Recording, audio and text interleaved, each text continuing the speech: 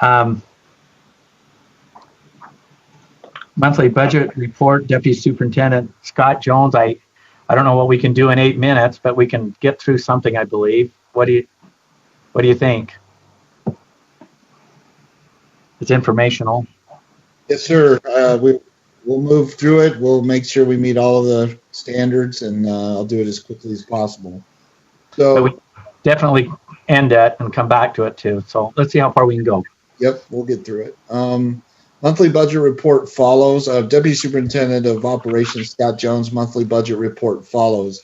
The monthly budget report is a requirement in support of the Budgetary Procedures Act and the Money Management Act. So for new board members, this is a perpetual agenda item so that I can do the following. I attest that the Utah State Board of Education is fiscally sound with your internal budget.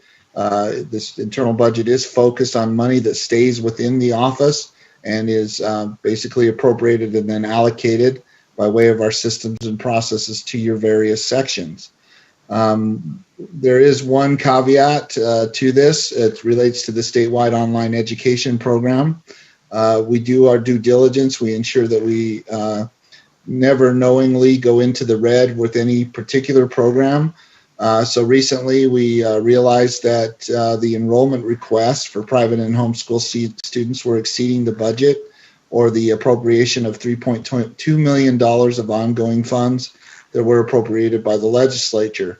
The way ahead or forward with this is to, by way of the process, is to engage with the legislature and, with respective staff from teaching and learning as well to look at opportunities or potentials for increasing the funding to accommodate or basically open the program back up for, enrollments. We take an approach of prioritizing graduation. You can see that we support this in the backup documents with the letter that I sent to the providers, or that we sent to the providers, notifying them of the situation. I do anticipate that, again, that by way of the process, we'll look to meet with our legislative partners, the Legislative Fiscal Analyst's Office, and I will keep the board informed on progress as it relates to this specific program. So this time I'll pause for any questions or concerns. If we could bring up the report itself, just so I can just run through it real quickly with newer board members. As I stated, it's based on, as we all know, the budget runs from July 1st of every year through June 30th. So as I, articulated, it's broken down by the respective sections within the Utah State Board of Education. It does start with assessment and accountability, and if you'll continue to scroll through, you can see all the various sections within the Utah State Board of Education. We provide this as a detailed analysis as far as, because we're required to provide program accounting. So for instance, if you'll just pause at, this one, CHSC Charter School, the budget within the charter school section, or this State Charter School Board authorizers, is broken down by personnel services, travel in-state, travel out of state. So we provide you with the initial budget for that particular entity. And then we also keep you updated on the expenditures to date. Period 5 would be November. So, period 1's July, August, period 2, September up to November. So you may ask, well, it's January. Why don't we see the December? We have to do month-end closes. We have to do the reconciliations. So where board meeting is in the first week of the month, typically, we can only provide, the full set or full picture from what would amount to the November 30th or as of November 30th date. So next month in your February board meeting, you will receive status or update based on the period ending December 31st. So with that, I'll pause here. Chair Huntsman, for any questions or concerns as it specifically relates to the monthly budget report of the internal funding to the Board of Education. Okay, board members, at this time, do you have any questions or comments for Deputy Superintendent Jones on this item? I am not seeing any hands, so please continue. So one integration to this process due to COVID-19 and the receipt of CARES Act money is for me to, at this time, at the chair's direction, turn it over to Sarah Young to provide you with more details and an update on CARES Act funding to date. Okay, Sarah Young, you're ready to report on our CARES Act funding status? Thank you, Chair Huntsman. If I could share my screen, Jerry or Jeff?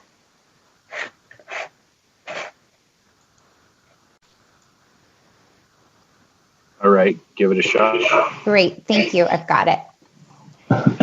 Thank you, board members. So by way of introduction again, Sarah Young, Director of Strategic Initiatives here at the Utah State Board of Education.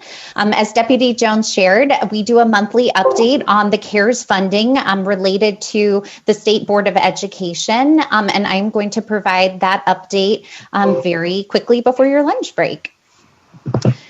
So when we talk about CARES funding, it's important to note that CARES is really an umbrella term that captures a lot of different awards that are a part of the federal response to coronavirus, providing resources to the state.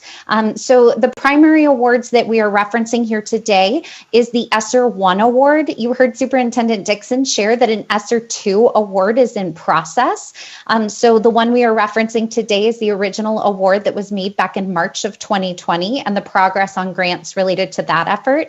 The GEAR Award specific to the Governor's Education Emergency Relief Award, which is administered by the Utah State Board of Education.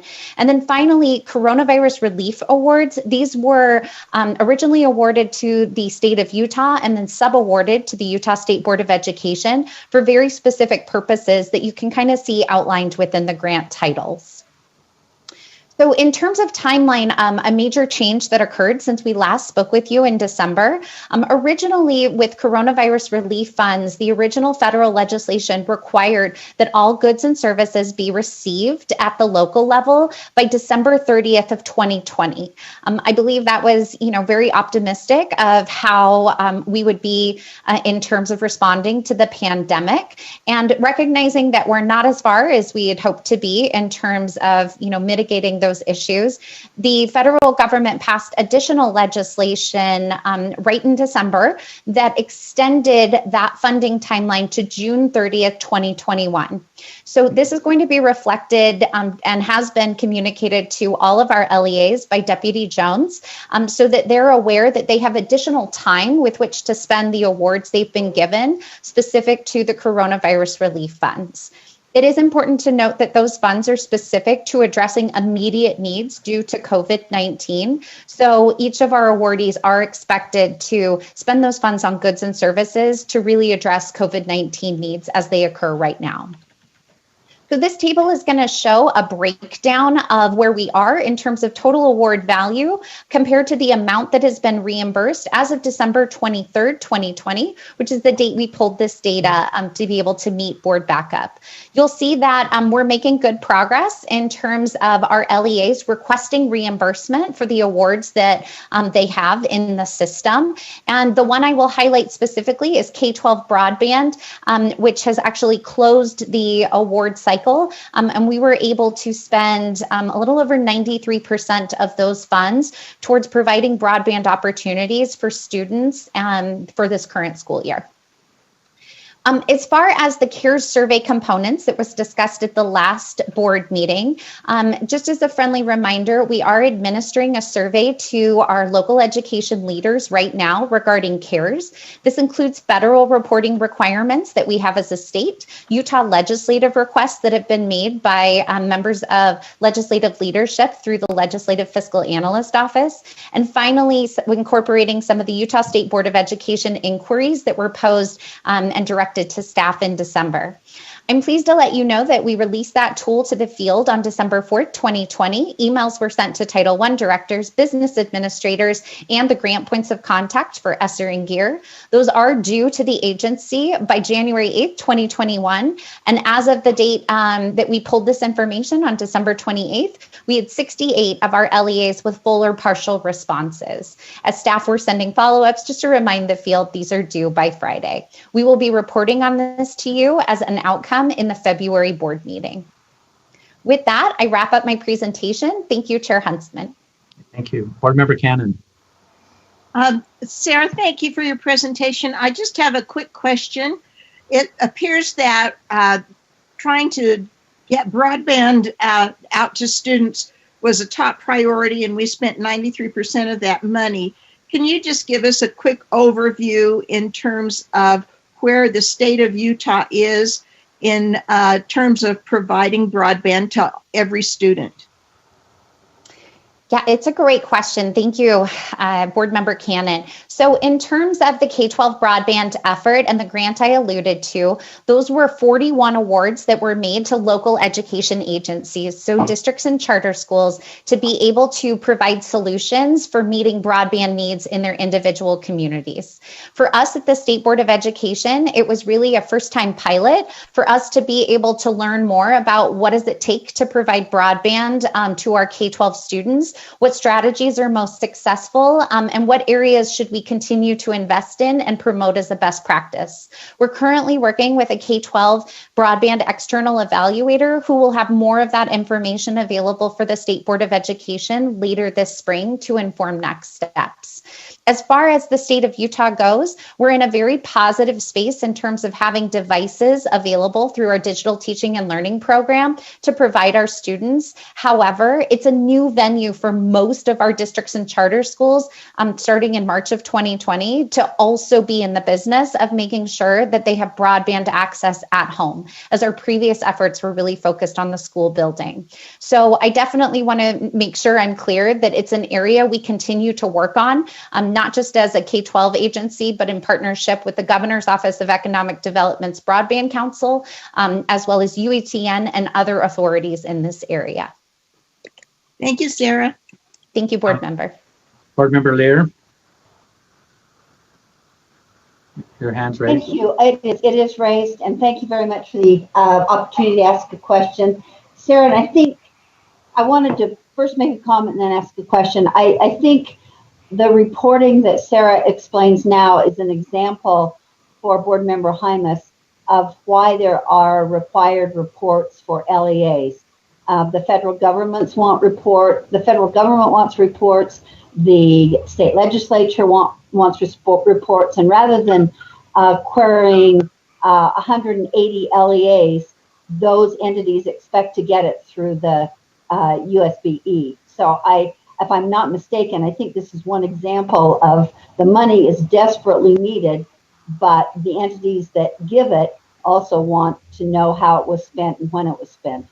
So I wanted to make that point. Then second, I think I understood this from you, Sarah, but this is one-time money and then it will be clawed back. Is that right? Or it's not non-lapsing. Am I correct? Yes. So, I mean, in terms of the funding that has been awarded, it has been awarded as one-time funds. And each of those individual funds is actually going to have a slightly different kind of funding window for allowable expenses. I'm happy to follow up with you and get you more details about that information, but it is one time and it is time limited. Thank you. That's enough of an answer. Thank you. Okay. I'm not seeing any other hands raised. Thank you, Sarah Young. Deputy Superintendent Jones, or I don't know who's driving the screen now, but did you have more on your, go ahead.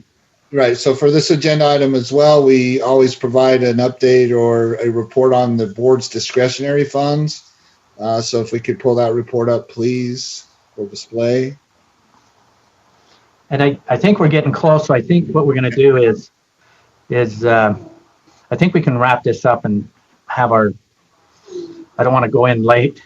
How many? Yeah, just go ahead. Let's go through these. Okay. So just pull the report up real quick, please. And, for the newer board members, as we move together, for your tenures and all this will become clearer. I'll make sure that, and for finance committee members especially, we will meet with you individually just to orient you to all of the different moving and pieces and parts to your overall budget. what the discretionary fund is made up of is particular funds, state funds, general funds. So I'm on the upper right-hand quadrant or corner of the report. State funds, general funds. FML stands for Federal Mineral Lease Dollars, Land Exchange, and Dedicated Credits. So at the end of every year, there becomes, carry forward balances and balances that are made available for the board's discretionary fund for your use. What you see in the main body of the report is previous direction or projects, if you will, that the board has designated the funds be used for.